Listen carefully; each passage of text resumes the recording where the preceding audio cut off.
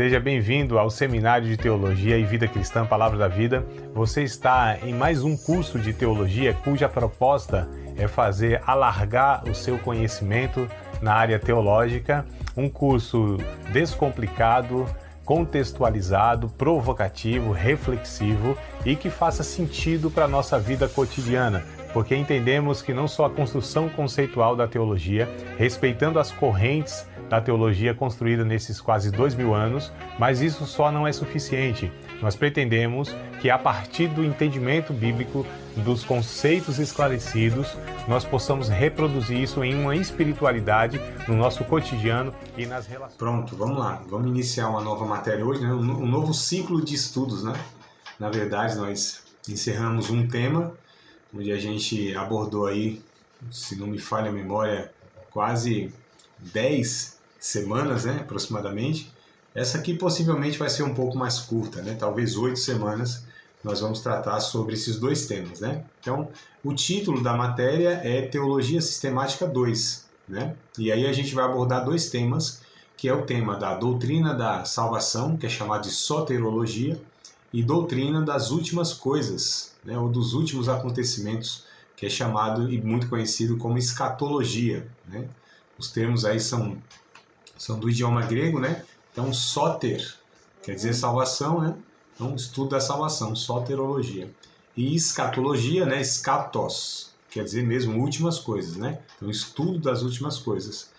Não é só o Apocalipse que a gente vai estudar, não, né? Que alguns pensam assim, quando se estuda escatologia, estuda-se Apocalipse? Não. Também. É o livro, inclusive, que contém aí mais informações sobre, né, o tema. Mas aí a gente tem, desde o Antigo Testamento, passando ali pelos Evangelhos, as cartas de Paulo, de Pedro, enfim, todo o Novo Testamento falando também sobre esse tema aí. Mas hoje nós vamos começar a soterologia. Mas antes que a gente comece mesmo, aborde, né, deu aquela introdução, vou deixar aqui registrado, né, ó, filmado aqui, gravado e registrado o livro que eu vou estar sugerindo, né, só vou sugerir esse, embora tenha tantos outros, inclusive tem na minha estante aqui, e mundo afora aí tem livro que não acaba mais sobre teologia sistemática. Mas eu quero indicar esse, tá? Tem muitos bons, semelhantes a esse aqui, muitos bons. Mas esse aqui é um dos que eu gostaria que vocês, como aluno, conhecessem. Não só o livro em si, mas o teólogo, né? Wayne Grudem. Wayne Grudem é um dos principais teólogos. Eu vou depois bater a foto da capa dele, eu jogo lá no grupo, né? Para ficar lá registrado, tá? Mas o título é esse mesmo, ó. Teologia Sistemática. Teologia Sistemática, né? Ao alcance de todos. Então, teologia sistemática ao alcance de todos. Ele é um dos principais teólogos que nós temos no mundo hoje, né? Mais respeitados, considerados. Inclusive, esse aqui é de uma linguagem muito acessível, porque muitas vezes a gente tem livros de teologia, né, dependendo dos teólogos, eles são muito acadêmicos, né? É uma linguagem muito técnica. Para quem está começando na teologia, talvez seja até meio desestimulante, né? Muito termo técnico, muita teoria no sentido assim refinado academicamente, e às vezes até a gente mesmo que estuda, né? Às vezes não é uma coisa que para nós é tão agradável, né? No sentido, porque a gente quer a explicação, a comunicação, a gente quer o entendimento daquilo, né? E muitos teólogos que faz parte, né? Eles são técnicos, né? São, entre aspas, profissionais, ou sem aspas mesmo, né? São profissionais dessa ciência chamada de teologia. Então, dependendo do teólogo, ele vai ter mesmo essa tecnicidade que a gente fala, né? Esse academicismo, essa coisa mais polida, refinada, linguagem, abordagem e tal. E o nosso curso não propõe tanto, né? Esse academicismo e tal. E aí esse autor e esse livro aqui tem essa linguagem, embora seja de fato, né, teologia sistemática, há um aporte muito grande teológico, mas é uma linguagem mais equilibrada, por assim dizer, tá? Então, por isso, os motivos que eu escolhi esse aqui para indicar para vocês. Tá. Deixa mais uma informação aqui que eu acho que vai ser interessante, até para que vocês possam estar se interessando mais por comprar esse livro. Primeiro que vai ser uma fonte de pesquisa para o resto da vida, né? Não é só para a matéria aqui não, né? Isso aqui vai ser uma fonte de pesquisa. Só para ter uma ideia, deixa eu pegar aqui no finalzinho do livro para ver as páginas aqui. Deixa deixa eu ver, né? Que tem um monte de informação lá que talvez não vai ser proveitosa. Deixa aí naquele conteúdo mesmo, que é o conteúdo. Vou já colocar aqui, ó, 750 páginas. 700, é que não parece aqui talvez a filmagem, mas olha aqui, ó, é uma Bíblia. Tá vendo? Né? Ó, se pegar aqui minha mão aqui, talvez tenha uma ideia, ó. São quase 3 dedos meus aqui, ó. 3 dedos de largura aqui, ó. 750 páginas, né? Então assim, é uma fonte de pesquisa para o resto da vida. É quase uma mini biblioteca. Aí aqui vão ter algumas doutrinas, não são só essas duas não, tá? Então aqui a teologia sistemática, ela aborda, né? Como no nosso curso nós temos duas matérias, teologia sistemática 1 e teologia sistemática 2. Então, na verdade, nessas duas matérias, nós lidamos com 5 temas, tá? 5 temas. Essa matéria vai lidar com 2 temas e a próxima teologia sistemática vai lidar com 3 temas. E tem mais ainda, né? É que a gente aqui optou, na nossa grade curricular, por termos teologia sistemática 1 e 2 e 5 temas entre elas. Mas, enfim, só para a gente entender aqui, ó. A doutrina da palavra de Deus. Isso aqui é uma matéria da teologia chamada de bibliologia. Conta, de fato, né, como a Bíblia foi formada, a clareza, a necessidade, a suficiência das Escrituras, a autoridade da Bíblia, a inerrância da Bíblia, enfim, é uma doutrina teológica. Aí tem outra aqui que é chamada de teontologia, que é a doutrina de Deus, vai falar sobre a natureza do Pai, os atributos do Pai, né? Então, Deus ou Pai, tá? Atributos comunicáveis e incomunicáveis, mas também vai falar sobre criação, vai falar sobre trindade, a providência, enfim, de Deus, né? Uma série de outros pontos aqui, mas a respeito de Deus mesmo, tá? Diretamente da pessoa de Deus, né? Isso que eu quero dizer. Aí tem aqui, ó, na parte 3, a doutrina do homem, chamado de antropologia. Também nós temos nosso curso, né? Essa matéria aqui, antropologia. E é uma terceira matéria. Olha a 4ª que tem, a doutrina de Cristo, cristologia. Tá? Então, outra doutrina. A doutrina da aplicação da redenção, que é a soterologia, que é o que a gente vai estudar. Então, ó, vai servir para nós aqui nessa matéria, porque contém esse tema aqui, soterologia. Aí vem eclesiologia, a doutrina da igreja. Tá? Também uma outra matéria aqui, uma outra doutrina. A doutrina do futuro, que é a escatologia, né? Então, nossos 2 temas aqui estão aqui inclusos também, ó. E a gente tem aqui, então, 7, né? Se não me falha a memória, 7 doutrinas. Então, tem 7 matérias, por assim dizer, nesse livro aqui, ó. Então, não é só para essa matéria, vai ser para muitas outras matérias que esse livro ele vai servir como fonte de pesquisa e para o resto da vida. Que esse livro não é livro para pegar e ler, né? Vou começar a ler aqui da página 1 até a 750. Não é isso. Esses livros eles não são escritos para essa finalidade, como a gente chama de leitura devocional, né? Onde você pega um livro lá e vai lendo, porque ele tem uma história, ele tem um desenvolvimento de uma ideia. Aqui não. Aqui é mesmo um livro para pesquisa. Tá? Então eu gostaria de saber sobre o tema da salvação. Então eu vou lá, né, na página tal a tal que vai tratar desse assunto, eu vou lá e pesquiso. Então isso aqui é um livro, é diferente, né? Tem livros para pesquisas e livros para essas leituras devocionais que são mais comuns que a gente tem. Então muitas pessoas não entendem. Quem não é do ramo não entende. Às vezes, né, vem alguém aqui no meu escritório, aí olha assim e já fala assim, tem livro aí que você nem leu, né? Eu nem respondo nada, né, por educação, porque se for responder, às vezes sai uma resposta meio atravessada. Porque não é do ramo, né? Não tem o hábito de ler.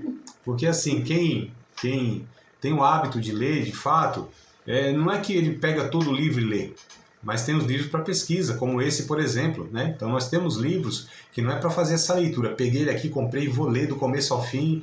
Não, não é isso. A maioria que eu tenho aqui até é assim. A maioria eu não sei, talvez 60%, 70% dos meus livros são esses livros devocionais, que a gente vai ler mesmo os temas e tudo mais, mas muitos deles são de pesquisa, né? Enciclopédias, teologia sistemática e tudo mais. Enfim, só para justificar aqui e para falar da importância de cada aluno de teologia ter livros como esse, tá? Livros assim, ó, de pesquisa. Esse é o ponto que eu quero enfatizar. Dito isso, então, vamos lá entrar no nosso tema, né? Que é o tema da soterologia. Então, possivelmente, aí umas 4 semanas, a gente vai falar sobre esse tema e depois a gente parte para o segundo tema, que é a escatologia.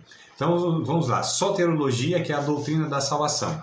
Aí eu coloquei aqui, dividir, para a gente entender que a doutrina da salvação, o que a Bíblia ensina sobre salvação, de Gênesis a Apocalipse, como eu falei, é por isso que é sistemática. Há um sistema de estudo, né, que percorre toda a Bíblia, do Antigo ao Novo Testamento nesse tema. Tá? Então esse é o sistema de estudo nesses temas aqui, por isso é chamado de teologia sistemática.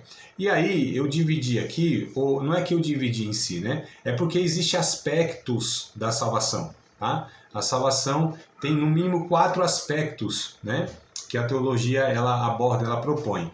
E aí eu vou falar as 4 aqui, depois vou dar uma pincelada em cada uma, como hoje é aula introdutória, então a gente vai fazer esse voo panorâmico, né? Então a gente vai vendo alguns pontos ali, bem específicos e limitados, e depois a gente vai retomando eles e aprofundando em cada um deles, tá? Então quais são os 4 aspectos da salvação? Justificação é um, né? Justificação. O segundo aspecto da salvação é regeneração. Tá? Justificação, regeneração é o segundo. O terceiro é santificação. E o quarto é glorificação. Vou repetir novamente para confirmar aí. Então, aspectos da salvação: justificação, regeneração, santificação e glorificação. Tá? E até coloquei nessa sequência porque quando nós somos salvos por Deus, né, quando o Evangelho alcança a nossa vida, quando o Espírito Santo vem habitar em nós, quando nós nascemos de novo, ali nós somos salvos, né? E nesse processo de salvação, porque a salvação ele não é um ato único de Deus, como sendo algo estanque, né? Foi lá e salvou, não é isso, né? Embora a Bíblia ela vai usar os 3 tempos para falar sobre salvação, ou seja, nós fomos salvos, né, tempo passado, nós somos salvos, tempo presente, e nós seremos salvos, tempo futuro. Então, quando a Bíblia fala de salvação, ela abrange, ela abarca todos os tempos, passado, presente e futuro, são os termos usados, né, os verbos, melhor dizendo, usados no passado, no presente e no futuro. Só que, para que a gente pense um pouquinho como isso se dá, né, é mais ou menos assim. Quando nós, então, somos alcançados pelo Evangelho, nós somos justificados e regenerados. Alguns ficam discutindo o seguinte: o que acontece primeiro? A pessoa é justificada e depois regenerada? Ou é regenerada e depois justificada? Os termos aqui ainda estão técnicos, né? Deixa eu ir diluindo eles aqui. Então, assim, a justificação é declarar a pessoa inocente. Então, qual é o estado do ser humano diante de Deus? Todo ser humano está no estado de condenado, de pecador, réu da punição eterna. Esse é o estado do ser humano, né? Então, diante de Deus, e os termos aqui, eles são termos de tribunais mesmo, né? A gente chama de forense, termos de julgamento mesmo. Então, a pessoa está condenada, não é que ela vai ser, ela está condenada, né? Quando a gente lê, por exemplo, o Evangelho segundo João, que diz o seguinte: Deus amou o mundo de tal maneira, né, que deu o seu Filho unigênito para que todo aquele que nele crê não pereça, mas tenha vida eterna. Esse é quase o texto áureo, né? Os cristãos sabem, os novos convertidos, os cristãos sabem de memória, de cor e salteado. Esse é o 3,16 de João. Só que esquecem de ler o que vem seguinte, né? O 17, o 18, né? Então vou até ler na íntegra aqui, só para a gente ver. Vamos lá. Porque a gente é acostumado muito a estar memorizando texto sempre assim, um versículo, né? E às vezes a gente não sabe exatamente o que vem antes e nem o que vem depois. E às vezes a gente perde aí até o melhor, né, da leitura, que é o contexto todo, tá? Então, capítulo 3, eu recitei o 16, né? Aí o 17 diz assim, ó: porque Deus enviou o seu Filho ao mundo, não para que condenasse o mundo, mas para que o mundo fosse salvo por ele. Aí a ênfase é o 18. Quem crê nele não é condenado. Quem crê em Cristo não é condenado. Mas quem não crê já está condenado, porquanto não crê no nome do unigênito Filho de Deus. Então, olha que coisa interessante. Amado, só um momentinho aqui. Manvalda, entrou o cão aqui, ó. Tem uma cachorra aqui. Ô, meu pai amado. E aí o outro vem atrás, ó. Vamos pra lá, rapaz. Ô, meu Deus do céu. A porta não tranca aí. Tranca por fora. Pode trancar por fora, depois eu abro. Eu consigo abrir. Ao vivo aqui. Ao vivo é desse jeito aqui, ó. Então vamos lá. E não deixei de gravar não. Tá tudo gravado aqui, ó. E ao vivo é assim mesmo. Quem é que tá aí? É o seu filho? Não, foi a esposa que veio pegar os cachorros aqui. O cachorro entrou aqui. Ah, sim. Vamos lá, e tá tudo gravado isso aqui, ó. Vamos nós aqui. Vamos retomar aqui, né? Para não perder o raciocínio. Falei brincando o cão aqui, mas tadinho, ó, a cachorrinha tão boazinha que tem aqui. Então, assim, quem crê em Cristo não é condenado, né? Quem crê em Cristo não é condenado, mas quem não crê já está condenado. Então fala de um estado. O ser humano, ele é diante de Deus réu do fogo do inferno ou do juízo, né, da punição eterna de Deus. Então o ser humano está nessa condição. Quando ele é alcançado pelo Evangelho, então ele é inocentado de todos os seus pecados. Todos os seus pecados, todas as suas transgressões. Tudo o que fez em sua vida. Pode ter tido uma vida longa, de muitos delitos, muitas transgressões, muito pecado, sabe? Muitos atos, né, que ofenderam a Deus. E embora, quando a gente fala sobre o pecador em relação a Deus, não tem pecadorzão nem pecadorzinho, né?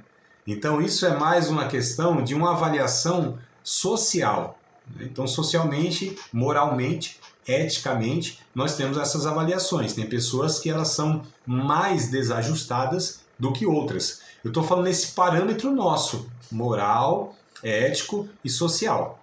Mas diante de Deus, não há essas análises, não é? Deus olha para o ser humano, sem Cristo, o vê pecador. Ponto final.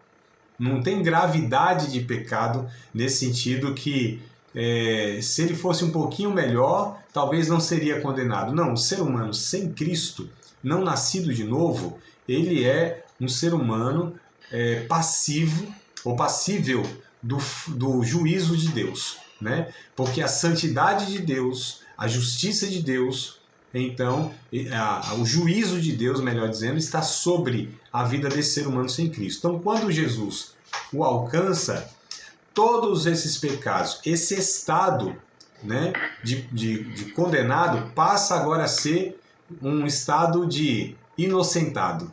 Então, assim, ele foi declarado inocente. É como num julgamento mesmo, né? A pessoa está lá diante do tribunal, diante do juiz, sendo acusado de uma série de situações, e aí o juiz o declara: não, você foi inocentado, você é inocente. Sai ali daquele tribunal não devendo nada, sendo inocente, não é culpado de nada. Tá? Então a gente chama isso de justificação.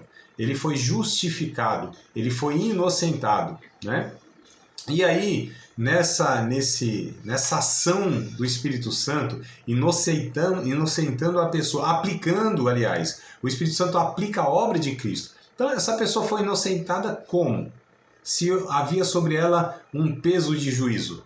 É porque alguém pagou o preço por ela. É porque alguém a inocentou. É porque alguém fez justiça ou o justificou. Né? Então alguém no seu lugar levou a culpa. Quem que levou a culpa no lugar desse ser humano? Jesus. Então, na verdade, não é que Deus fez vistas grossas, não é que Deus disse: deixa para lá então esse negócio aí, de toda ofensa que você fez à minha santidade, deixa para lá, esquece esse negócio aí. Não é. Né? A justiça de Deus, a santidade de Deus, cobrou e cobra do pecado, né, a justa punição. Então, Deus não fez vistas grossas. Alguém teve que estar pagando o preço por esse delito. E foi Jesus que fez isso. Então a ira de Deus foi descarregada em Jesus. Foi o único que pôde suportar esse julgamento de Deus. Porque todos os seres humanos, eles não teriam condição nenhuma. Porque todos pecaram, diz a Bíblia, né? Romanos capítulo 3, verso 23. Todos pecaram e carecem da glória de Deus. Estão destituídos da glória de Deus. Então todo ser humano não teria condição, mesmo que ele fizesse algo para se salvar, ele não teria condição de fazer isso, porque ele não tinha nada para oferecer a Deus em troca, né, do seu pecado. Não tinha nada. Só Jesus fez isso. Então Jesus oferece a si mesmo por todos nós, por todo ser humano. Esse ser humano puro, esse ser humano que jamais se achou na sua vida pecado algum, nem por palavras, nem por pensamentos, nem por ações e nem por abrigar sentimento negativo no coração. Por essas 4 vias onde o ser humano peca, em Jesus não houve essa possibilidade, não houve essa realidade de pecado. Ele foi o santo de Deus. Então ele, na verdade, é o justo que justificou a muitos, né? E é por isso que esse pecador ele sai inocentado, não por causa dele, mas é apesar dele. E é por causa de Cristo que sobre ele derramou, né, aí o seu sangue inocente. Então essa é a dinâmica do Evangelho. É isso que o Evangelho fala a respeito da salvação mesmo, né? Então a pessoa foi justificada, tá? Ela foi inocente, foi declarada inocente. Então podia ser o pior pecador do mundo, um Saulo de Tarso, né? Mandando matar, mandando perseguir crente, etc e tal. Encontrou Jesus no caminho de Damasco, se rendeu a Cristo ali ele saiu dali, ele levantou dali, né? Já diante de Deus, totalmente inocentado, não devendo mais nada no tribunal de Deus, porque o seu Salvador, o seu Redentor, né? O seu resgatador, Jesus, naquele momento apaga todos os seus pecados, porque ele já tinha levado na cruz do Calvário tudo isso. Então essa é a mensagem central do Evangelho, a justificação, né? Ou seja, a salvação não veio de nós, não depende de nós, nós não fizemos absolutamente coisa nenhuma, pelo contrário, tudo o que nós fizemos contribuiu para a nossa condenação. E aí vem Jesus e nos justifica. E nesse ato de justificação acontece também a regeneração, porque nós somos nascidos de novo, né? E aí quando a gente pega o Evangelho de João, capítulo de número 1, por exemplo, versos 11 e 12, acho que é 11, 12 e 13, né? Vamos conferir aqui. Já que a gente estava em João capítulo 3, é só voltar um pouquinho. A gente vai para o capítulo 1, verso 11, 12 e 13 mesmo. Veio para o que era seus, né? Ou seja, Jesus veio para os judeus. E os seus não receberam. Mas a todos quantos o receberam, deu-lhes o poder de serem feitos filhos de Deus. Olha só, aos que creem no seu nome. Aí o verso 13 é bem interessante porque ele vai falar o seguinte: os quais eles não nasceram do sangue. Isso quer dizer que não foi hereditário, a gente vai ver mais para frente isso, né? Isso não foi de pai para filho, a salvação não é porque o pai passou para o filho, pelo contrário. Então não foi pelo sangue, não foi pela vontade da carne, ou seja, não foi por esforço humano. O homem, ele podia tentar fazer boas obras para se salvar, não tinha condição. Então o texto vai dizer, não foi pela vontade da carne e nem da vontade do varão. Também não foram rituais, não foram cerimônias, né? Como por exemplo, alguns pensam que o batismo salva, o batismo não salva. Senão seria a vontade do varão, do homem, né? O esforço humano e aquela coisa toda. E a Bíblia diz, nem pela vontade do varão. E aí termina assim, ó, mais de Deus. Tá aqui, vírgula, mais de Deus. Ou seja, nasceram porque Deus os regenerou. Então, esses dois aspectos aqui, de justificação e regeneração, na minha opinião, acontecem simultaneamente. Não é que é um depois do outro. A pessoa não nasce primeiro e ela é justificada. Ela não é justificada e depois nasce de novo. Na minha opinião, isso acontece simultaneamente, ou seja, ao mesmo tempo. A pessoa é justificada e essa pessoa ela é regenerada, ela nasce de novo, ela recebe uma nova natureza.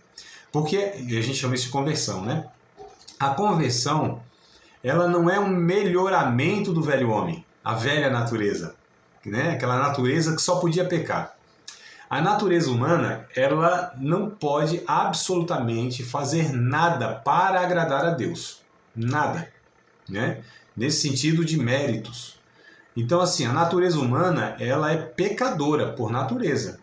E ela nunca se converte. Não há conversão do velho homem. O que há no velho homem é a morte do velho homem. Então é muito radical, né? É a morte, o homem morre. Tem 3 termos que o Novo Testamento ele usa. 3 termos que o Novo Testamento usa, tá? Para se referir a esse processo, né? O homem morre, ele é crucificado, né? Ele é sepultado. Então, olha só, coisa interessante.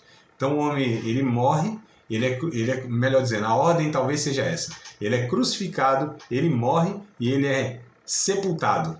Então, são 3 termos radicais. Crucificação, morte e sepultamento. Isso que acontece com o velho homem. Ele não melhorou, não teve uma reforma na vida do ser humano. Não, ele foi morto. E nessa morte, aí é gerada uma nova natureza, que é chamado de novo nascimento, que é a natureza de Cristo, pelo Espírito Santo, que é gerado em nós. E isso é Deus que faz. O ser humano não tem parte nenhuma, ele não tem contribuição nenhuma para que isso aconteça. A Bíblia diz, em Hebreus, né, capítulo 12, verso 1, Jesus é o autor e ele é o consumador da nossa salvação, né, da nossa fé, mas referindo-se à salvação. Ele é aquele que começa e é aquele que acaba isso, do início ao fim. Ele fez tudo, né? Então, ele é o autor da salvação. Ele é que leva a cabo a salvação. Então, tudo isso provém de Deus. Paulo dizendo lá em 2 Coríntios, né? Se não me falha a memória, lá pelos capítulos 5, 2 Coríntios, ele diz: a reconciliação, a salvação, tudo isso provém de Deus. É unilateral, é uma ação de Deus. Diga, amada, pode perguntar. Assim, aqui a salvação tem 4 aspectos. É correto dizer, eu sou salva? Sou salva. É correto dizer? Sou salvo, sim. Afirmar, né? Eu sou salvo. Isso, alguns pensam, irmã Valda, que isso é uma pretensão, né? É uma pessoa, ela é soberba. Como que ela pode declarar que ela é salva? Então, mas a gente vê, lembra que eu falei que a Bíblia, ela usa os 3 verbos, nós fomos, nós somos e nós seremos salvos? Então, Paulo, por exemplo, lá em 1 aos Coríntios, capítulo 1, me parece que é verso 18, tá? Se quiser conferir, a gente confere junto. Paulo ele diz o seguinte, que a pregação é loucura para os que perecem, mas para nós que somos salvos, é o poder de Deus. Então, vamos ver se é isso mesmo? Exato. É isso mesmo. 1 Coríntios 1,18. Porque a palavra da cruz é loucura para os que perecem, mas para nós que somos salvos, então ele afirma, tempo presente inclusive, nós somos salvos, né? Então eu posso sim afirmar que sou salvo. Não porque eu garanto a minha salvação, não porque eu sustento a minha salvação, é porque eu confio na obra de Cristo Jesus. Eu confio no meu Salvador. Eu me apoio nos méritos de Cristo. Então eu sou salvo. Aliás, não só sou salvo, eu já tenho a vida eterna. Então a gente às vezes não se dá conta disso. Quando a gente vai para a primeira carta de João, já que a gente entrou, né, eu acho que é bom a gente já completar esse pensamento. Primeira carta de João, primeira carta, capítulo 5 de João, ele vai falar isso lá no verso de número 11, 12 e 13, se não me falha a memória, né? Estou puxando a memória aqui, mas vamos conferir que é melhor. Não confiar muito na memória do professor, porque às vezes falha. Primeira carta de João, não é evangelho, é carta, no capítulo 5, versos 11, 12 e 13. E o testemunho é este, que Deus nos deu a vida eterna, e esta vida está em seu Filho. Quem tem o Filho tem a vida. Quem não tem o Filho de Deus não tem a vida. Estas coisas vos escrevi para que saibais que tendes, vocês têm, olha só, a vida eterna, e para que creiais no nome do Filho de Deus. Então há uma afirmação também aqui no tempo presente. Não é que vocês terão, vocês tinham, vocês têm. Vocês tendes a vida eterna, não é? Então, assim, nós somos salvos e nós já temos a vida eterna. É claro que esses somos salvos ele, como eu disse, são aspectos. Então, justificados, regenerados, e a partir disso, né, da justificação e a regeneração, como eu disse, na minha opinião, acontece ao mesmo tempo, então segue aqui um processo de santificação. Então, embora nós somos salvos e temos a vida eterna, mas a salvação, ela também é um processo onde Deus vai trabalhando em nossa vida, em nossa natureza, forjando, esculpindo em nós, né, edificando em nós, construindo em nós o caráter de Cristo, a pessoa de Cristo, essa natureza que nós recebemos. Aí a ideia é essa, né? Se nascemos de novo, é como se fosse uma criança, né, que tem lá todos os membros de um adulto, só que são minimizados. Tem todas as potências e as capacidades de um adulto, só que elas estão ainda sem maturidade para que exerça aquilo. É por isso que a Bíblia sempre compara o novo nascimento como uma criança, um bebê, né, que ele necessita se desenvolver. Então a gente vai perceber que a salvação, como eu disse no começo aqui, ela não é estanque. A salvação é um processo. Deus nos alcança e a salvação não é tudo. Nesse sentido que a gente pensa. Por exemplo, a pessoa estava lá escrava, né, de uma vida muito desregrada, muito desgraçada, um ladrão, uma prostituta, enfim, um cara violento, alguma coisa assim. Aí Jesus foi lá e o resgatou dessa situação, desse domínio do pecado. Ele era dominado pelo pecado. O pecado dominava, consumia, regia a sua vida, né? Então Jesus vem e liberta essa pessoa, dá uma nova natureza a essa pessoa. Então o que acontece aqui? Não é tudo. Aqui é o começo da salvação. Aqui é o início do processo de Deus resgatar o homem. Infelizmente, muitos irmãos, muitas igrejas, muitos líderes, eles desconsideram a importância de que o novo convertido seja levado à maturidade pelo processo de santificação, que é a mesma coisa de discipulado. Só são termos que a gente usa diferentes, de uma forma mais pedagógica, né, didática, mas diz respeito à mesma coisa, levar à maturidade, a santificação, o discipulado. Tá? São termos que eles são semelhantes, aliás, que eles dizem respeito ao mesmo processo, que tecnicamente que a gente está tratando aqui na teologia é santificação. Então, assim, eu sou salvo? Sou salvo. Tenho a vida eterna? Tenho. Só que essas coisas elas vão sendo amadurecidas ainda mais. É como se fosse crescendo mesmo, né? Como se fosse construindo mesmo. Tem um texto lá em Efésios, capítulo 4, verso 11 ao 16. Eu acho importante a gente ler esse texto, Mavalda.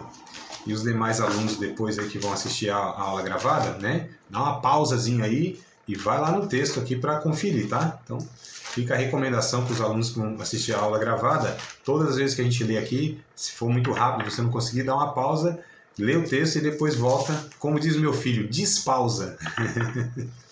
Efésios capítulo de número 4, eu vou ler do 11 até o 16, que é o texto completo para a gente entender, né? O que Paulo está falando aqui, esses irmãos na cidade de Éfeso.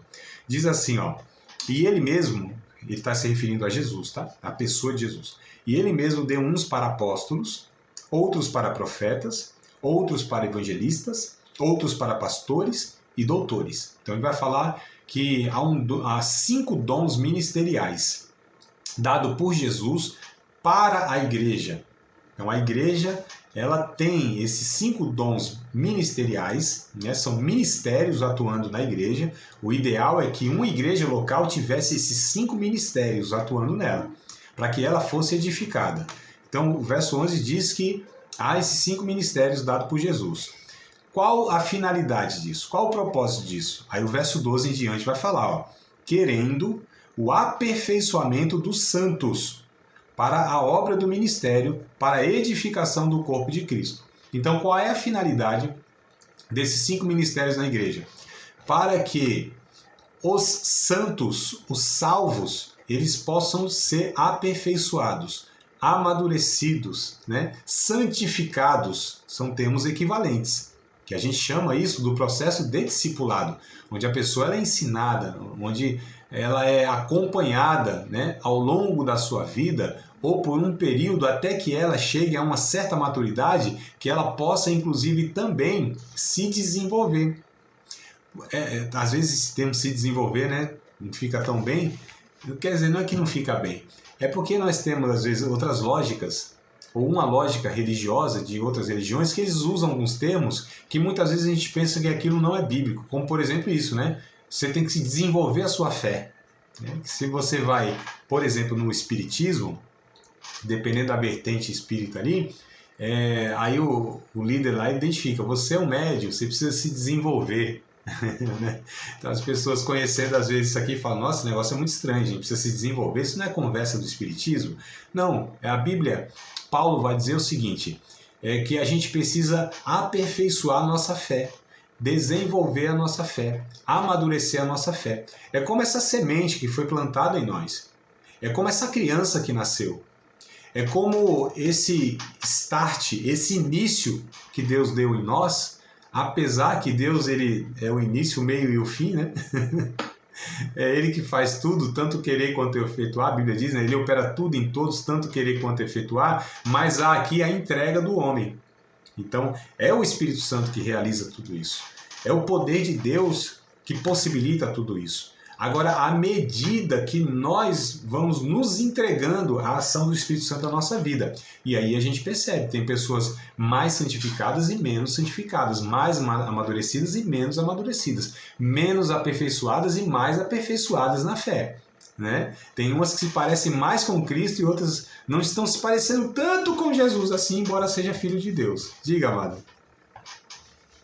Então, assim, ou a gente ajuda ou a gente atrapalha, né? Olha, eu penso que a gente sempre atrapalha. A nossa parte, assim, se esforçando, né? Se a gente não se esforça, aí a gente atrapalha, né? Irmã, eu penso, na verdade, que a gente sempre está atrapalhando, viu? Se não é misericórdia de Deus... Porque assim, amada, quando a gente está se sujeitando, né? Existe de fato, algo que para mim não fecha muito. É essa ideia de que a Bíblia ela mostra para a gente, né? Existe na soterologia, né, na doutrina da salvação, duas principais correntes, não é que só tem elas não, tá? Mas essas duas são as principais, né? Eu não vou entrar muito nisso porque é uma discussão que dura aí séculos e séculos, né? E se dura séculos e séculos, parece que de fato então a Bíblia ela não fecha nessa clareza toda que alguns pensam. Tem dois sistemas teológicos, um é chamado de calvinismo e o outro de arminianismo, né? Que vieram lá do Jacó Armínio e do João Calvino, né? Então esses dois teólogos, embora parece que os seguidores deles são mais radicais do que eles de fato proporam lá atrás, né? Então parece que existe aí essa exacerbação, esse exagero do que eles propuseram lá atrás. Como por exemplo, hoje os calvinistas parecem que são mais calvinistas do que o próprio Calvino, de tanta ênfase que eles dão nos pontos lá. Os arminianos não são diferentes. Parece que eles são mais arminianos do que o próprio Armínio, ou seja, esses homens que organizaram, né, essas ideias. E aí, resumir assim o máximo do resumo. O que o calvinismo ensina? Sobre a soberania de Deus. Ou seja, Deus que faz tudo, o homem é passivo, não contribui em nada, absolutamente nada, em aspecto nenhum. Tá? Eu estou colocando assim de uma forma bem grotesca, bem grossa mesmo a definição, a ideia. Tá? E aí o arminiano, né, o arminianismo, ele vai falar que existe uma responsabilidade humana e que o homem coopera nesse processo de salvação. Né? São duas verdades bíblicas? São, ou seja, que Deus é soberano e que o homem tem uma parcela de responsabilidade? Sim. Mas como é isso nessa dinâmica? Aí fica difícil, porque há textos bíblicos que não são tão claros. Aí você pega uma corrente teológica que pega o mesmo texto bíblico, vou dar um exemplo. Pega, sei lá, Romanos capítulo 9. O calvinismo interpreta de uma forma e o arminianismo de outra. Então, assim, é muito complexo. Agora, o que a gente tem que saber? O que eu acho interessante a gente saber? Que nós precisamos estar nos rendendo ao Evangelho, à voz de Cristo, à ação do Espírito Santo. Se isso é um esforço meu, se essa origem é humana, é minha, eu não sei. Se isso é Deus, eu também não sei. E eu penso que de alguma maneira misteriosa, Deus ele acha espaço, acha lugar no coração e na vida de uns diferente da de outros. Porque isso eu não sei explicar, sinceramente. E eu não sei se há alguém que já explicou isso em todos esses 2000 anos. Eu não sei. Alguns pensam que tem a resposta, mas para mim não fica claro, né? Nenhum e nem outro, de uma forma assim totalmente esclarecida. É claro que para mim faz sentido, faz mais sentido em uma corrente teológica, alguns pontos que são abordados, e faz sentido na outra corrente teológica, alguns outros pontos que são abordados. Então eu penso que a gente não deve quebrar a cabeça dessa forma, né? Que muitos até viram inimigo um do outro, né? E todos são cristãos. Nós tivemos assim, ao longo da história, homens de Deus... Opa, deixa eu só ver aqui, porque... Só um momento aqui, Valdo, que eu acho que... Pronto. A bateria aqui que está desfalecendo, né? Aí, tá vendo só? É igual o homem, não tem tanta força assim para ir até o fim, não. Se Deus não der a graça... Vamos lá, se voltou. Acabou aqui a energia aqui só para a gravação não interromper. Então, eu estava dizendo que a gente não pode jamais, porque há uma opinião diferente da nossa, falar que é um herético, que não é irmão, é inimigo da fé e tudo mais. A gente precisa ter muito cuidado, né? Porque grandes homens de Deus na história, considerado, reconhecido como homens de Deus, alguns eles abraçavam mais o calvinismo e outros abraçavam mais o arminianismo. Então não é uma coisa que a gente deve quebrar a cabeça. Agora uma coisa é certa. Deus é aquele que possibilita a salvação. A salvação vem de Deus. O Espírito Santo é quem nos capacita para estarmos sendo santificados. É uma ação de Deus. Agora, isso não isenta a nossa responsabilidade humana no que diz respeito às nossas condições humanas. Então, se eu tenho condição, se é minha parcela de responsabilidade abrir a Bíblia, como eu estou fazendo aqui, lê-la, buscar entendimento, então sou eu que tenho que fazer isso? Eu que tenho que fazer isso. Eu não posso ficar aqui com o braço aqui, com o olho fechado, esperando que o Espírito Santo abra o meu olho e movimente os meus braços. Porque isso aqui é uma condição humana. Eu tenho biologicamente essa capacidade. E no final das contas, é Deus que me deu a vida e essa capacidade. Então, de fato, é Deus, né? Na última instância, é Deus, porque se não fosse Deus, nem vivo eu estava, nem respirando eu estava. Se não fosse Deus, nem salvo eu seria, porque a Bíblia diz que eu estava morto nos meus pecados e nas minhas ofensas. E aí nós somos salvos pela graça, ou seja, por um favor imerecido. Eu não tinha mérito nenhum, eu não tinha nenhuma condição, mesmo porque eu estava morto. Estava morto nos meus pecados, né? Eu estou falando de Efésios capítulo 2. Se a gente lê do verso 1 ao 10, é um texto, né, que vai... Depois eu vou retomar, como hoje é essa aula introdutória, né, como eu disse. Então a gente está sobrevoando o tema aqui. Depois a gente vai pegar textos, a gente vai, né, em cada um deles aqui, desses pontos, dos aspectos da salvação, a gente vai se aprofundar mais, tá? Isso aqui é só para a gente preparar o terreno, né? Então, assim, justificação, regeneração e a santificação. Então essa santificação é esse desenvolvimento, esse aperfeiçoamento, esse amadurecimento do salvo. A pessoa é salva. Só que, como eu disse, não basta ser salvo, né? É preciso que essa salvação ela seja na minha vida construída a ponto de eu ir me parecendo com Cristo Jesus. Eu não acabei Efésios 4 e eu quero voltar nele, tá? Nós lemos até o 12, né? Eu quero voltar nele para ler até o 16, ó. Então vamos lá. Bom, vou repetir o 12 só para a gente não perder o fio da meada. Querendo o aperfeiçoamento dos santos para a obra do ministério, para a edificação do corpo de Cristo, até que todos nós cheguemos à unidade da fé, ao conhecimento do Filho de Deus, a varão perfeito, à medida da estatura completa de Cristo. Então, até que cheguemos ao homem perfeito, né? A estatura, a ideia é essa, né? Que vai crescendo, crescendo, até ser homem perfeito, na medida da estatura de Cristo, até que a gente se pareça com Cristo. A gente sabe que isso na plenitude não é possível nessa vida.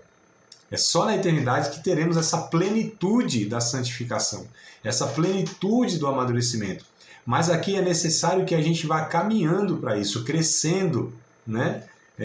Crescendo, como diz Pedro, lá na sua segunda epístola, capítulo 3, verso 18, né? Me parece que é o último versículo da carta de Pedro, da segunda carta, que ele diz assim: antes, crescei na graça e no conhecimento do nosso Senhor e Salvador Jesus Cristo.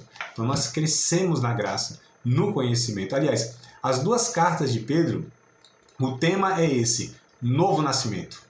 As duas cartas, nós vamos ler bastante as cartas de Pedro daqui para frente, né? Nesse tema.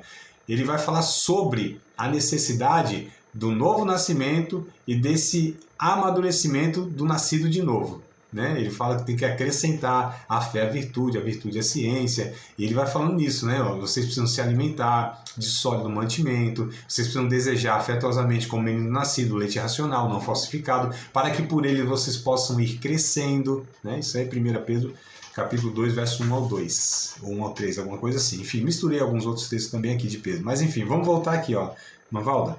Verso 14. Então assim, a gente precisa ser edificado, ser santificado, aperfeiçoado e crescendo em Cristo, para que, o verso 14, para que não sejamos mais meninos inconstantes, levados em roda por todo o vento de doutrina, pelo engano dos homens que com astúcia enganam fraudulosamente. Então olha só, olha a necessidade, a importância do salvo, do resgatado, do liberto, né? Ir crescendo, amadurecendo, compreendendo a sua fé, entendendo de fato, né? Nutrindo o seu entendimento, transformando o seu entendimento para que saiba de fato quem é Deus, quem é Jesus, e como ele está em relação a essa natureza do seu Senhor e do seu Salvador e do seu Deus. Para que vá comparando e para que possa pedindo graça a Deus para sendo transformado e crescendo à semelhança do seu Senhor e do nosso Salvador. Porque a salvação, a finalidade última da salvação é nos formar, nos levar a sermos parecidos com Jesus. Deus, ele amou tanto o seu Filho, ele gosta tanto do seu Filho, que quer que todos os outros sejam iguais a ele. Aliás, só teve um filho que agradou ao Pai, que foi Jesus. Não há nenhum ser humano em toda a história bíblica e história humana que uma voz veio da eternidade e disse: este é meu filho e ele me agrada. Isso é conversa religiosa, quando fala você agrada a Deus, você agrada a Deus. Nós não temos condição de agradar a Deus nessa plenitude da beleza, da pureza, da bondade, da generosidade, do amor, da santidade de Deus. Não tem como o homem fazer absolutamente nada para agradar a Deus nesse nível, né, por assim dizer. Então, assim, é por isso que existe a mente religiosa, e a mente religiosa, a lógica é essa, que eu faço alguma coisa para, eu faço alguma coisa e recebo, né? Como se Deus fosse alterado. Essa é a lógica religiosa. Todas as religiões do mundo têm a mesma lógica. Só o Evangelho, apenas o Evangelho, é que tem uma lógica diferente, que é a graça. E a graça, mais ou menos, ela aponta o seguinte para nós: eu não posso fazer nada. Eu posso dar minha vida no campo missionário, eu posso estar dedicando minha vida ao Evangelho, né, todos os dias da minha vida, eu posso vender todos os meus bens e dar como caridade, eu posso fazer o que for. Eu não farei, fazendo isso, eu não farei que Deus me ame mais do que Ele já me ama. Ah, mas se eu também assim for um crente relaxado, se eu for desobediente, se eu não orar, não jejuar, não ler Bíblia, não compartilhar o Evangelho, Deus me amará menos? Também não conseguirei fazer nada para que Deus me ame menos. Deus, ele não é alterado pela ação humana. Deus é imutável. Então Deus não me ama mais se eu fizer tal coisa. Deus não me ama menos se eu fizer tal coisa. Deus me ama. Agora, o que eu fizer... o que eu fizer... É profundo, né? Exato, amado. O que eu fizer em relação a esse amor, a essa consciência, esse entendimento, aí vai demonstrar, entre aspas, que nível de conversão, que nível de relacionamento eu estou tendo com Deus. É o que eu faço. Não é, eu demonstro muito mais para mim mesmo quem eu estou sendo diante de Deus. Né? Então, esse que é um ponto que a gente deveria pensar mais. Eu não faço para que Deus me abençoe. Ou eu não faço isso para que Deus não me amaldiçoe. Não, eu faço isso porque diz respeito à natureza que eu recebi de Deus. Não para isso ou para aquilo. Eu faço, e o que eu faço, porque eu quero refletir e manifestar a natureza desse Deus que me implantou a sua natureza. Então eu faço como um reflexo, como um resultado dessa nova natureza. Não para conseguir alguma coisa ou com medo da punição de Deus. Então esses relacionamentos, eles são religiosos. Não é relacionamento de natureza, não é relacionamento de pai e filho. Não é relacionamento de família. É relacionamento de divindade, que tem medo dela e ela tem poder, ou pode me favorecer também, né? Relacionamento de servo, de súdito, de escravo, que agrada o seu senhor para ser abençoado, ou não desagrado para não ser amaldiçoado. Então, olha só a lógica que nós fomos treinados. Isso é uma lógica religiosa. Isso não é Deus que nos ensina. Isso são os homens com as suas religiões que vão ensinando para nós. E o Evangelho, ele vai ensinando outra coisa, né? O Evangelho não tem nada a ver com as nossas mentes religiosas. O Evangelho é a mente de Deus, é a natureza de Deus, é o coração de Deus, se manifestando sobre o ser humano de uma forma graciosa. E é tanta graça, é tanto amor, é tanta bondade, que isso nos constrange. E pela gratidão, a gente tenta de alguma maneira, pela adoração, pelo serviço, de alguma maneira dizer para Deus, isso aqui é nossa gratidão. Eu não quero aqui pagar nada do que o Senhor tem, porque eu não tenho moeda nenhuma. A minha vida não vale nada, porque se tem um valor hoje é porque o sangue de Jesus me comprou. É porque o Espírito Santo habita na minha vida, porque o vaso é de barro, mas é a excelência que há dentro de nós, que é a própria pessoa de Deus no Espírito Santo e pelo sangue de Cristo que nos resgatou, é que diante de Deus nós temos esse valor absurdo e fomos comprados por bom preço. Né? Então a gente precisa pensar nessa ideia bíblica que vai desmontando essa lógica religiosa que infelizmente estão dentro das nossas igrejas cristãs, protestantes, evangélicas. Então a gente vê, nós fomos justificados, já não diz respeito a nós. Nós somos regenerados, não diz respeito a nós. Nós somos santificados, não diz respeito a nós, porque é o Espírito Santo que está na nossa vida e nos leva nesse processo. A nossa parcela de responsabilidade é se entregar a essa ação. E por que nós conseguimos se entregar? Porque fomos alcançados. Então eu não amo a Deus, Ele que me amou. E nesse amor de Deus, então, aqui existe um relacionamento gracioso, onde na minha gratidão eu me entrego a Deus. Porque eu conheci um Deus assim, inexplicável, imensurável, indescritível. Então o amor constrange, é o amor que nos constrange. A salvação, ela tem como fonte, não é o poder de Deus, não é nenhum outro atributo de Deus, é o amor de Deus. O amor de Deus é a base de tudo. O amor de Deus é o princípio e é o processo e é o fim de tudo. Paulo, o apóstolo, lá em 2ª carta aos Coríntios, deixa eu ver se eu acho o texto aqui, embora eu sei de memória, mas eu quero dar a referência certinha aqui. 2 aos Coríntios, capítulo 5, versos 14 e 15. Esse texto para mim aqui é fantástico. Isso aqui que eu estou pontuando, né?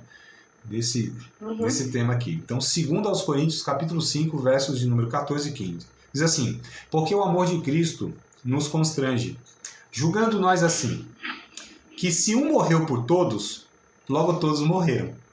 E ele morreu por todos, para que os que vivem não vivam mais para si, mas para aquele que por eles morreu e ressuscitou.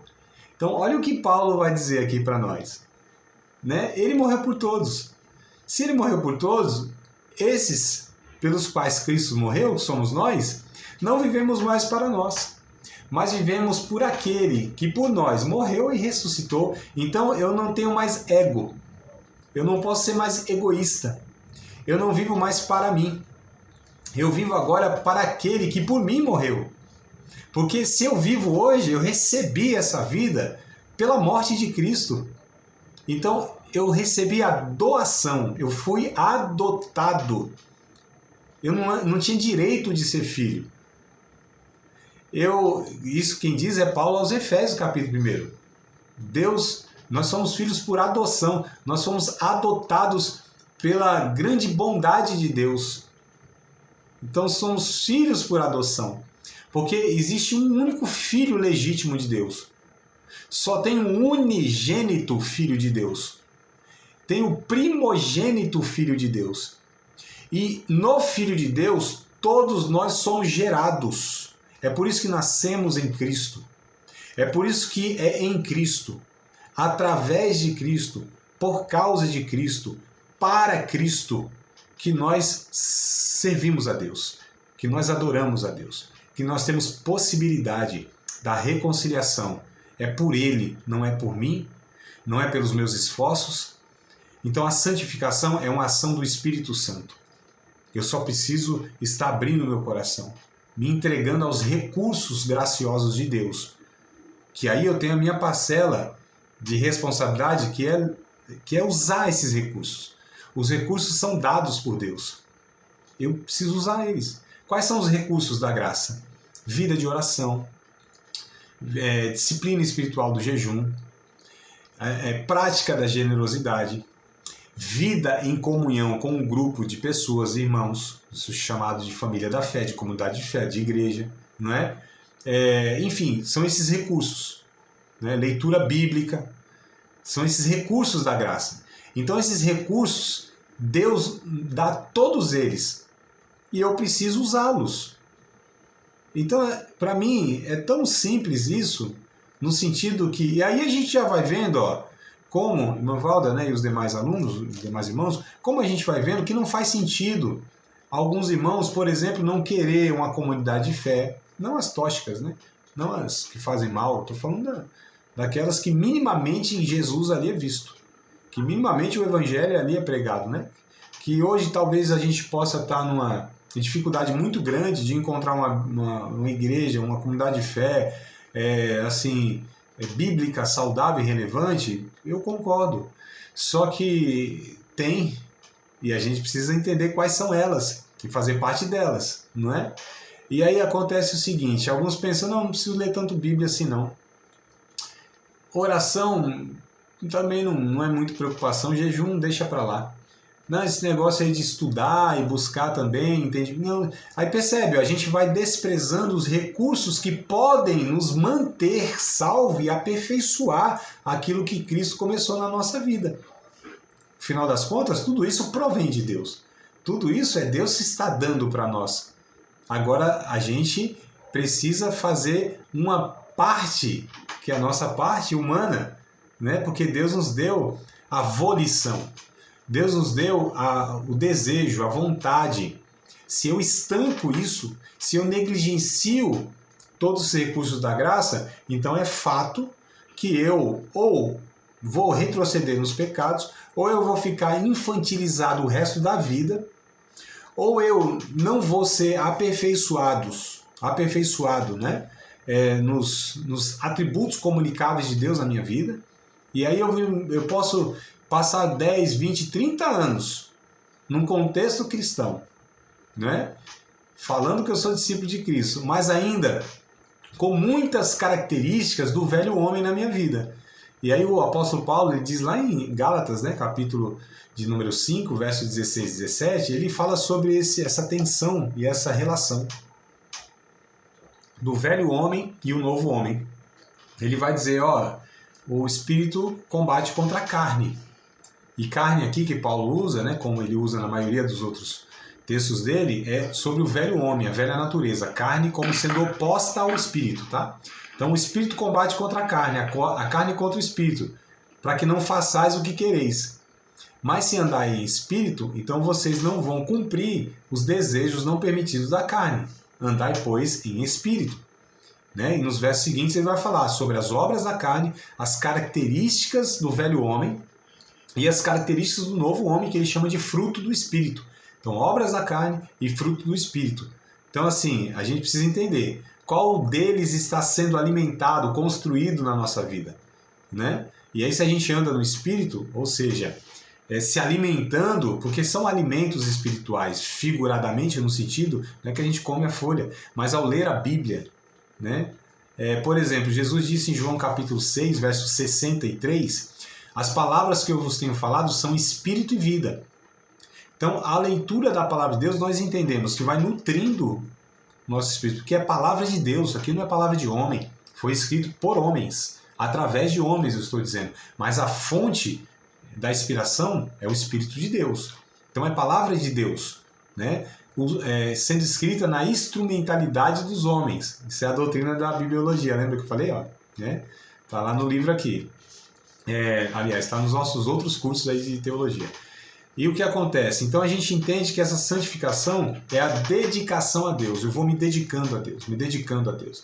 Nessa dedicação a Deus é onde o Espírito vai trabalhando em meu caráter, forjando o meu caráter, vai me esculpindo na natureza de Cristo, né? Na imagem de Cristo, na semelhança de Cristo, e eu vou sendo recriado à imagem e semelhança de Deus, onde Adão perdeu, e eu era a semelhança de Adão, agora sou a semelhança de Cristo. Eu era filho de Adão, agora eu sou filho de Deus.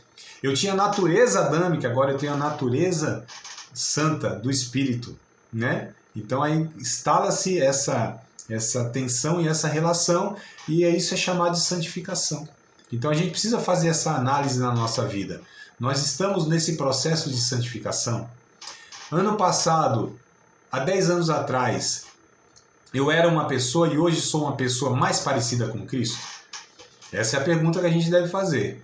As pessoas olham para nós e conseguem enxergar em nós um aperfeiçoamento da fé, um amadurecimento da fé, alguém mais paciente, mais generoso, mais empático, mais misericordioso, mais bondoso, mais alegre com a vida de Deus, mais controlado, mais manso, mais apaziguador, mais gentil. Será que as pessoas conseguem olhar para nós e os que caminham com a gente e enxergar essa ação do Espírito Santo sempre transformando a nossa vida para que a gente sempre pareça um pouco mais com Jesus? Será que os irmãos que andam com a gente, os parentes que nos conhecem, a família que nos conhece tão bem, filhos e cônjuges, será que eles podem testificar que a nossa vida, ano a ano, Deus vai assim sempre trabalhando em nossa vida a ponto de cada vez mais as pessoas olharem para nós e enxergarem Jesus? Porque foi o que aconteceu com os discípulos. Pela primeira vez eles foram chamados de cristãos. Lá em Atos capítulo 11, verso 26, né, se não me falha a memória, a Bíblia diz que pela primeira vez os discípulos foram chamados de cristãos. Porque as pessoas observavam como eles viviam, como eles se relacionavam, a forma deles falarem, enfim, como eles viviam mesmo, né? Na convivência, na relação. E eles falaram, não, eles se parecem com Cristo. Então vamos chamá-los de cristãos. Porque eles se parecem com Jesus. Eles falam parecido, eles têm um projeto de vida como Jesus, né? Então assim, a gente percebe que a salvação é ir se parecendo com Jesus humano. Alguns pensam que ser salvo é aquela progressão onde a gente vai deixando de ser humano a ponto de se parecendo quase um anjo. Não, não é. Né? Tão espiritual que, nossa, né? Parece que o rosto brilha. É tão espiritual que parece que respira uma atmosfera diferente e tal. Levita, né? Vai flutuando assim. Levita para mim é esse, que vai flutuando, né? Falam de levita em outro sentido, mas levita para mim é quem vai flutuando. Se algum irmão fala, eu sou levita, fala, então quero ver 50 centímetros acima do solo. Tem que andar, senão não é levita coisa nenhuma, conversa fiada.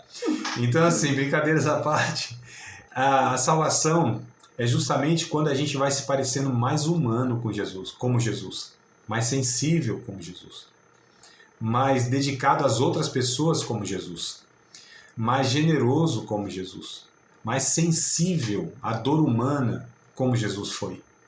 Mais desprendido, sabe, do ego, como Jesus. mais paciente como Jesus. Então, quanto mais parecido com Jesus, mais a salvação em nossa vida é evidenciada. Então, a gente não pode cair nesse engano que a gente precisa ser parecido com os anjos, tão santo como os anjos. Não. A gente precisa ser parecido como o ser humano Jesus. Porque o ser humano Jesus é a primeira semente que foi plantada nesse solo infértil desse mundo, banhado pelo pecado, mas rompeu todas as barreiras que o pecado criou aqui, para que a partir de Jesus nascesse para Deus um jardim imenso, e que todos nós possamos ser, cada um de nós, fruto dessa semente. Jesus disse, se a semente não morrer, ela fica só, mas se morrer, dá muito fruto. Ele estava falando dele mesmo, João capítulo 12, verso de número 32, me parece, alguma coisa assim, 33, 34, né? Então nós somos essa semente do sangue de Cristo, né? O sangue foi derramado e nós brotamos, nós nascemos pelo sangue de Jesus, pela obra da cruz do Calvário. Então esse é o terceiro aspecto da salvação. E a gente tem o quarto aspecto da salvação, que é a glorificação. O que é a glorificação? É a plenitude da salvação, onde em nós não haverá mais nenhum resíduo de pecado. Não haverá em nós qualquer falha, qualquer falta, qualquer característica do velho homem. Haverá em nós a plenitude da natureza de Cristo, o ser humano Cristo, em nós de uma forma plena.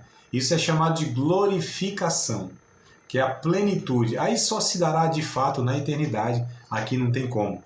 É a plenitude do resgate, onde não só a nossa mente, nossa alma, não só o espírito, mas o nosso corpo, inclusive, não será sujeito a nenhuma afetação do pecado. Porque ainda, infelizmente, nesta vida, por mais santificado que a gente vai se tornando, por mais santo que a gente vai se tornando, por mais santificado que a gente vá, né, sendo ali por Deus conduzido, a gente ainda tem aspectos de pecado. A gente ainda, no corpo, na alma, eu estou falando, né, nos pensamentos, nos desejos, embora eles sejam controlados, eles sejam subjugados na cruz do Calvário, mas estão dentro de nós de alguma maneira. É por isso essa tensão, né? O espírito contra a carne. Então tem hora que a gente percebe isso de uma forma mais nítida. Situações onde essas coisas afloram mais, né? Desafios ou tentações ali que a gente passa, onde a gente percebe que, opa, a gente não é tão santo assim quanto a gente pensava. A gente não está blindado, não. Ah, o sangue de Cristo me blinda. Coisa nenhuma, conversa fiada. Blinda coisa nenhuma. O sangue de Cristo me dá garantia que ainda que eu passe por esse vale da sombra da morte, eu não temo mal algum. O sangue de Cristo nos comprou. Que embora eu peque, eu sei que o sangue de Cristo ele é poderoso para me purificar, né? Porque a Bíblia diz o seguinte, em 1 João capítulo 1, filhinhos, se vocês dizem que não tem pecado, vocês estão dizendo que Deus é mentiroso.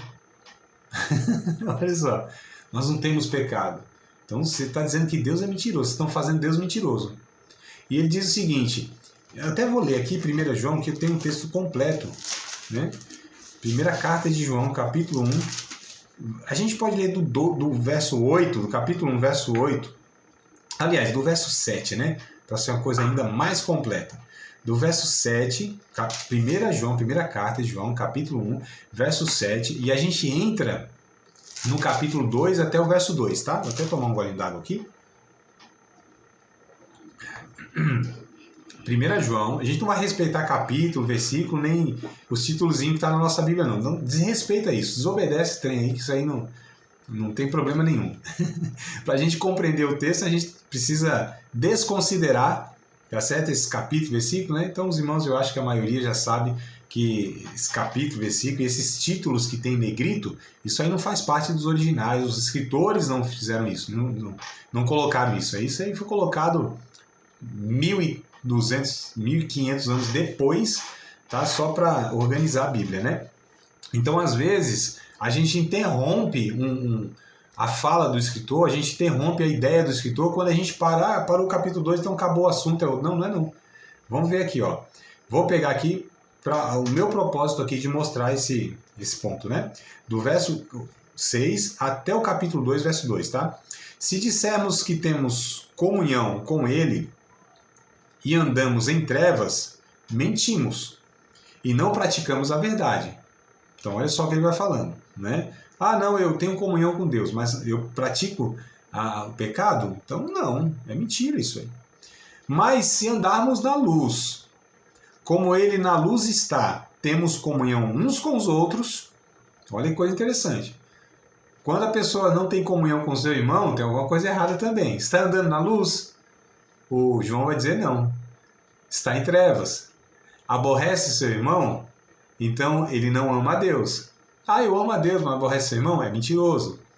Ah, eu sou filho de Deus, mas ando em trevas? É filho do diabo. A primeira carta de João vai tratando esses pontos aqui, né? Mas vamos lá. Ah, diz que ama o seu irmão, mas não ajuda efetivamente. Ah, esse amor aí é só de palavra. Então, filhinhos, não amemos só de palavra, mas em obra e em verdade, né? Então ele vai contrastando esse engano religioso, essa desculpa do religioso, essa negligência, né? Esse pretexto de que não somos salvos, ando na luz, tenho comunhão com Deus, Deus conhece meu coração, essas conversas. Mas se isso não é mostrado efetivamente pelas obras da salvação, não disse obras para a salvação. Deus não criou as obras, aliás, as obras, elas não... Isso quer dizer, né, Paulo no capítulo 2 de Efésios, verso 8, 9 e 10, né? Nós não somos salvos pelas obras. As obras foram criadas por Deus para que a gente ande nelas. Então, as boas obras são para os salvos, não são para a salvação. A gente precisa compreender isso, né? Mas vamos voltar aqui no verso 7. Mas se andarmos na luz, como Ele na luz está, temos comunhão uns com os outros, e o sangue de Jesus Cristo, seu Filho, nos purifica de todo pecado.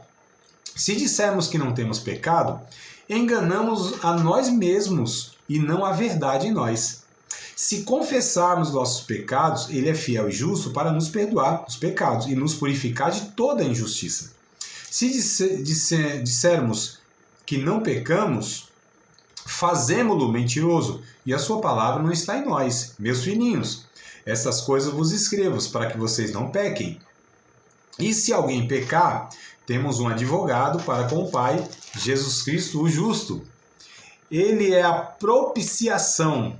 Essa palavra propiciação é muito interessante. Não vai dar tempo de eu explicar de uma forma tão completa, mas propiciar é tornar propício mesmo, né? É satisfazer.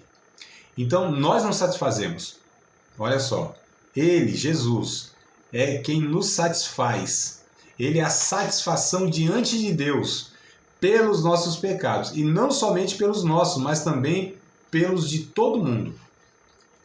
Então, para a gente ver aqui que a glorificação só poderá se dar lá na eternidade, lá onde tudo vai ser completado plenamente. Porque aqui é esse processo, estamos no processo, os salvos estão no processo, não é? Então nós fomos justificados, se nós morremos hoje, embora tenha um bocado de coisa para ser aperfeiçoada na nossa vida, se morremos hoje, somos salvos, temos a vida eterna. Não há preocupação. A pessoa hoje vive uma vida desgraçada, desregrada, toda torta. Aí hoje o evangelho lhe alcançou. Ele é salvo. Se morrer amanhã, tá tudo certo. Vai para a eternidade. Porque mas não deu tempo de consertar um monte de coisa. Não importa. Não é por aquilo que eu ia fazer que eu iria ser salvo. É pelo sangue de Cristo, é pelo que Ele fez. E Ele fez já a obra completa. A obra de Cristo, ela é suficiente. Ela é única, ela é completa. Eu não tenho condição de fazer nada para acrescentar, para agregar, para reforçar, para contribuir para isso que Jesus já fez na cruz do Calvário. Não tem nenhuma ação minha que possa contribuir para o que Jesus já fez. O que Ele fez está feito, está consumado, Ele diz. Está consumado. A obra da salvação, ali pela redenção do homem, foi consumada na cruz. Foi acabada, foi finalizada. Então, aquele que foi alcançado por Cristo, ele é salvo. Ele não precisa fazer mais nada. O que acontecer, como a gente falou aqui, é porque é um processo dessa salvação que foi aqui por Cristo Jesus derramado em nossa vida. E aí nós nascemos de novo, recebemos uma nova natureza. E aí nós somos santificados. E lá na eternidade, então tudo isso será plenamente completado, porque até o nosso corpo ele vai ser regenerado de uma tal forma, transformado de uma tal forma. E quem diz isso é Paulo lá em 1 Coríntios, capítulo de número 15, versos 51 em diante, né? 51 ao 58.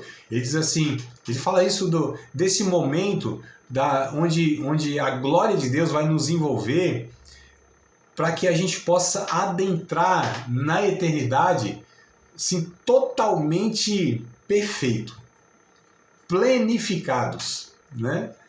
Completos, onde esse corpo aqui, que ainda, de alguma maneira, ele expressa pecado, ele denuncia pecado pela fragilidade, pela possibilidade de morte, pelas enfermidades que ainda o acometem, mesmo eu sendo o templo do Espírito Santo, mesmo esse corpo já sendo de Deus, porque o corpo não é nosso, ele é templo do Espírito Santo. Paulo vai dizer aos Coríntios, lá na primeira carta, vocês foram comprados por bom preço. O corpo de vocês foi comprado por bom preço. Não faça-se de novo escravos dos homens, por exemplo.